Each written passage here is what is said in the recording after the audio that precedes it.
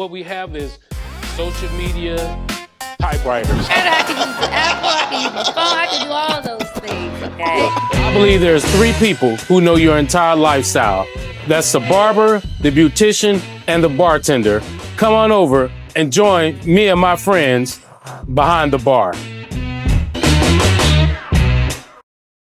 Why do we get nasty and throw darts and stuff like that and when we get into political races? Well, it's important for us to understand, number one, is bad if the candidates do it, but they're always going to have people on the outside that outside of the candidates' campaign, I would say, that do a lot of it.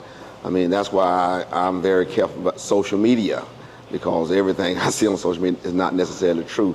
You know, people now with AI can draw you and can make you look like you were there at something you were nowhere around, you know, that sort of thing. Those kind of things does a lot of damage to people character, people integrity. And so, you know, I've always, out of the years, every campaign I run, I've never ran a negative campaign. And I appreciate that, even with Naya, and even going forward, I would say any candidate that's run should always focus on their positive and focus on the things that they want to do and what they want to accomplish, because everybody else is going to be doing the negative, and you don't need a lot of that. So let me play advocate. I just want to, you know, I said the last podcast we had, I said, let me just get a little bit of money. And in that, isn't it okay to just play to win? If play to win looks like what it looked like, Maya, what does play to win look like? That's my tagline. I say play to win. I'm the guy that says that rules are meant to be broken and the law is meant to remain the same.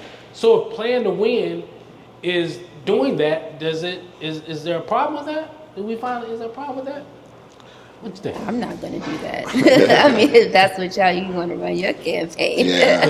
You don't have to be negative. I think, again, you highlight your positive, your goals, your objective, what you want to do.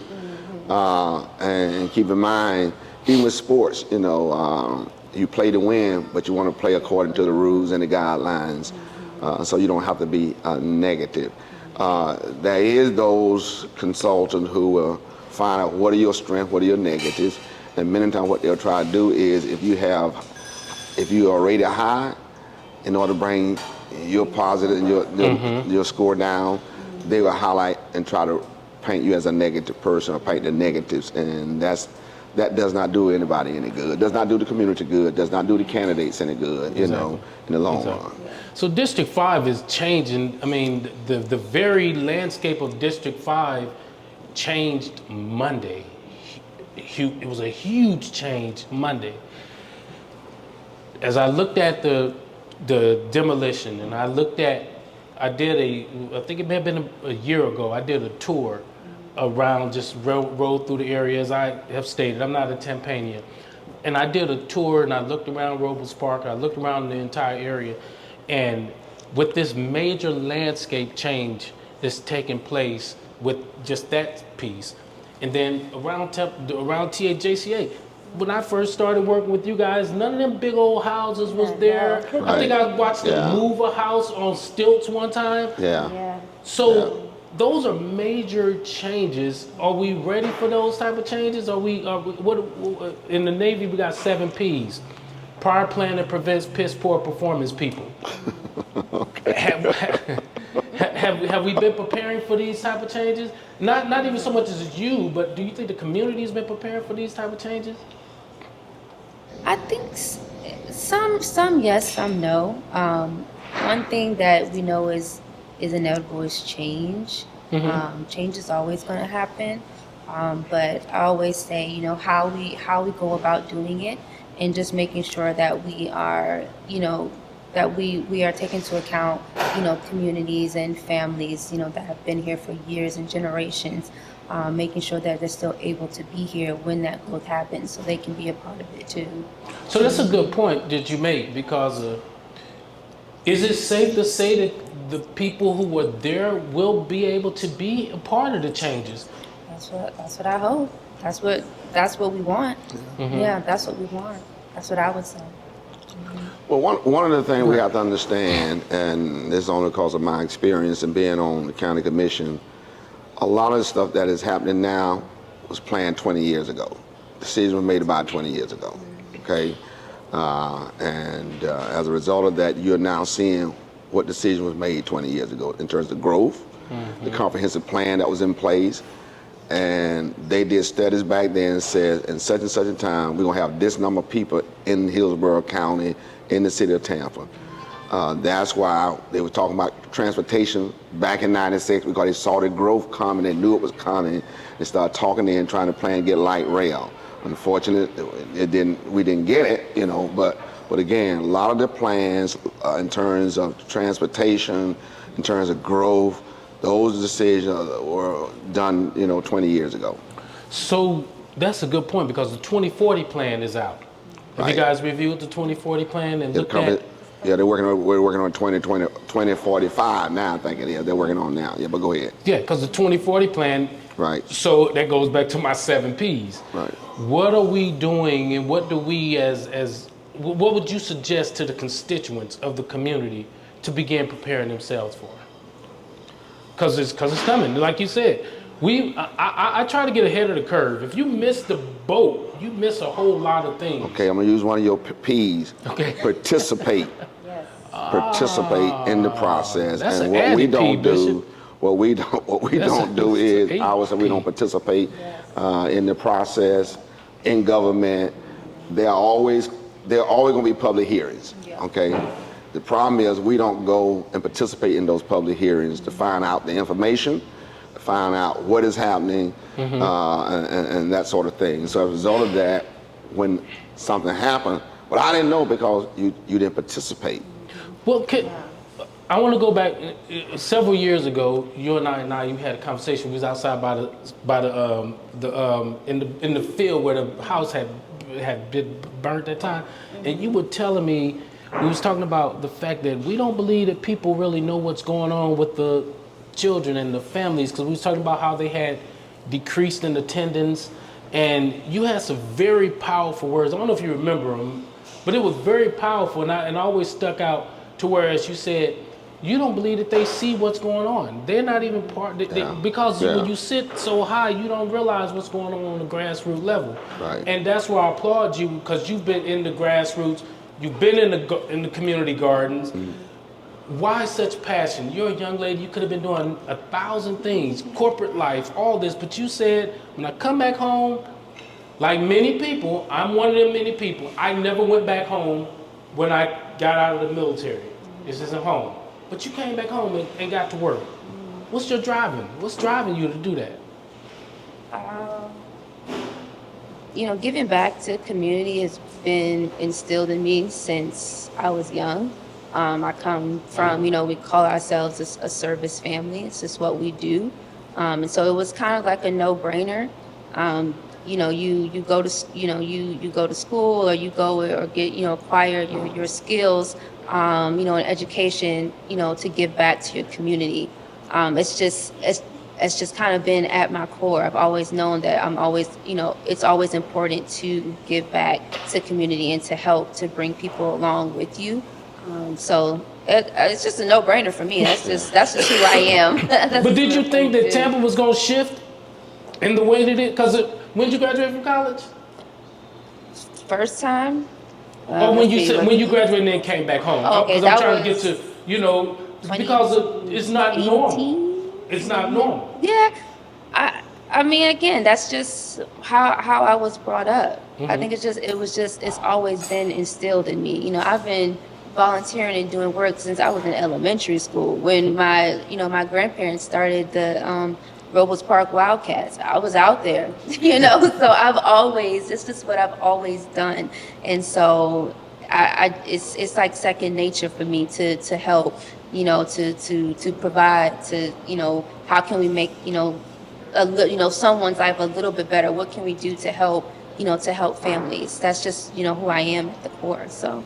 Go ahead. I think a lot of it has to do with the family values. I think her family had a lot to do with instilling those kind of principles and values in her, and so as a result of that, you don't just do away with those. You don't just eradicate those. They become a part of you. Your upbringing, what your family had instilled in you. I mean, my mama told me when I was coming up, son, let your word mean something. Yeah. When you give your word, let it mean something. That's and right. let it count for something, okay? And so there are certain values and certain principles and certain guidelines that you are not going to violate as a result of that. So I think family values, family strong connection has a lot to perhaps do with some of that. Yeah. Mm-hmm. So one of the bigger issues that are in the city, and I just want you guys to kind of look at it and unwrap it however you choose to unwrap it. The Community Redevelopment Agency, the fundings toward it, and all of that. There's conversation about sunsetting it, getting rid of it, and all that. What do you guys think about that? You were at the forefront of it in various capacities. So what do you guys think about that as a when you open up the toolbox for success for the community? What do you think about this specific tool? Yeah, I think we had some discussion about that yesterday. We both had a podcast yesterday. So some of that came up yesterday in terms of the CRAs, community redevelopment areas. Some of them were sunset now. The East Tampa it was a 30-year CRA. All of them usually 30 years. You can do 15 years, depends on what the city asks for. But 30 years for the East Tampa, and it was sunset in 8 years, 2034. I think Tampa Heights got extended, downtown got extended as well. How many CRAs is it? There are 8. Yeah. 8. Okay. There are 8 total CRA, and 7 of them are in District 5. 7 in District. Why is that? How did that happen? Why is it? Well, at the time when I first went on county commission, the first one I had participated in was Tampa Heights. That was the first one that I voted on to support because it was, and I know you say yes, you don't like it, blight. No, I hate the words. I know it's the language. But it's the language. That's They use the language slum and blight. because that's what Chapter 163 it says is for slum and blight. Yeah, right. it's just me Oh, it's just you personally. I was okay. like, oh, why do All right, you I have to got use you. those words? But Okay, that's okay. the words they use. But to that point though, when you think about it, and not to take what you were about to say, Bishop, when you think about the fact that it is for slum and blight, but yet you see in other areas is used for beautification. Me personally, I've said the math ain't mathing, because if it's supposed to meet this, why is it doing this? We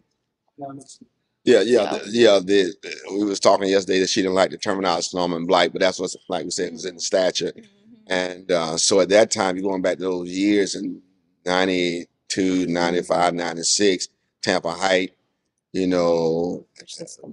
considered to be slum and blight, had lost all its meaning and so forth. And so we did a community redevelopment area to revitalize, that area. So that was the first one. And then after that, Mayor Dick Gricko came and wanted to do Ybor City. He wanted to do Channelside, Drew Park, and downtown. Okay.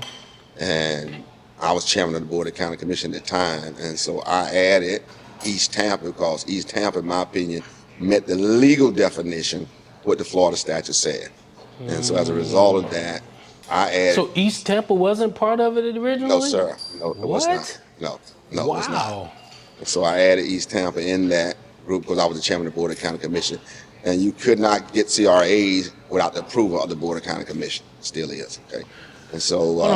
are you saying county? Is it county commission or city commission? City county council? commission, Oh, not county city council. commissioner is the ones who. Okay, I didn't know that. Okay. You have to get approval through the county commission to create a CRA.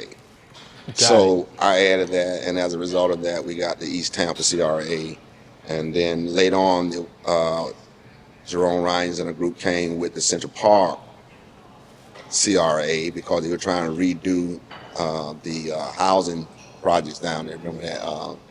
In Central Park, and then it came back later for West Tampa. I wasn't on the board at the time West Tampa got done, but that's how all those came out. And the idea was again, downtown. Wasn't nobody living downtown. No, it's very different. You drove into downtown, right? And then in the afternoon at 5 o'clock, you see nothing but tail lights going out, or what never just going out to work. Yeah. So let's play on that for just a brief second. Then we're gonna change topics for a little bit. Is it because it began to? So if it was for slum and blight, there was nothing in downtown. Because they used the monies to build it up to take it away from the slum aspect. Is that why it has transitioned? Versus the same funds that are in the East Tampa area, same chapter 163, the how can I call it? Aesthetically, it hasn't changed. Is it that we haven't been using it the right way, but they used it the right way and they remedied their problem? What do you think? I mean, I asked the same question. I wondered too. Yeah, because it seemed like you gave me the money to remedy this problem. I did it. I gave you this money to remedy the problem, and you haven't fully completed it. Let's just put it like that. We won't say it hasn't been done, but you haven't fully completed it. What's your solutions to saying, hey, you know what? Because at the end of the day, we're gonna be showing up asking you, hey, what about this? What's a portion of your solutions to how do we end up using? If I give you $20 and I say, boy, go to the store and buy me a pack of cigarettes. Remember back in the day when they used to say that? And you don't come back with a pack of cigarettes, You know what happened to my $20? what happened to my $20? You're right, Naya. What happened to my $20? So you're now going to be part of the CRA board. And people are going to show up and say, we gave you $20. Where's my pack of cigarettes? What's your resolve? What you going to do? How you going to make it different? So one, I talk about accountability. um, making sure that people are accountable. For me, I'm very much, let's sit down, let's have a conversation. What's going on? What's happening? Where are we at, with these projects, these things that we promised that we're going to do for the community? If they're not done yet, why not? What's the holdup? How can we move these things forward? Because there are communities that need help now, that need investment right now. And so if we have the money that's there and we know eventually things are going to be sunset, we don't have a lot of time to do this. Right. So we need to move the needle on this. We need to get these things done now. So how can we move it forward? What's stopping us? How do we remove that roadblock so that we can move forward? Are we even going to be able to move forward when we think about, like we just talked about, the national spectrum of things? And then as early as last Friday, the city of Tampa, they removed their WMBE, MBE certifications. Yeah. But why is that? Do you know why is that? Because of the executive order that was put in place in Yeah. January. But to that point, are we going to be able to move this thing? Because it's not going to. I don't believe it's going to be a Naya or Tom Scott city council member that's going to fully affect it. Is it safe to say it's going to take a community For to have a sure. one voice? For sure. Yeah. Well, I think one of the things we have to look back on is if you look at all the CRA, community redevelopment areas, and the agency, you have had an impact significantly downtown. Would you agree? When we agree to that, right? Yeah. You look at Tampa Heights. Uh-huh. Tampa Heights has had an impact, amateur work and all that. Now, if you try to buy a house in Tampa Heights, you're looking at what, $800,000, something like that. Absolutely. If not more. So that it has had an impact. All right, you go downtown, all the growth downtown is significant.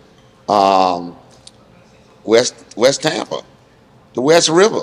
Have you been over there lately to see all the development as a result of? But that's where my frustration keeps showing up at. Go ahead, bitch. But all of those CRA had to do a study and a plan, every one of them, because state law requires it. All right. Okay. Secondly, there was a citizen CAC, Citizen Advisory Committee, was put in place to carry out that plan. Okay. All right. When I left, they had in 2011 when I left off of City Council. That CAC, probably the most powerful boards or committee in the city of Tampa.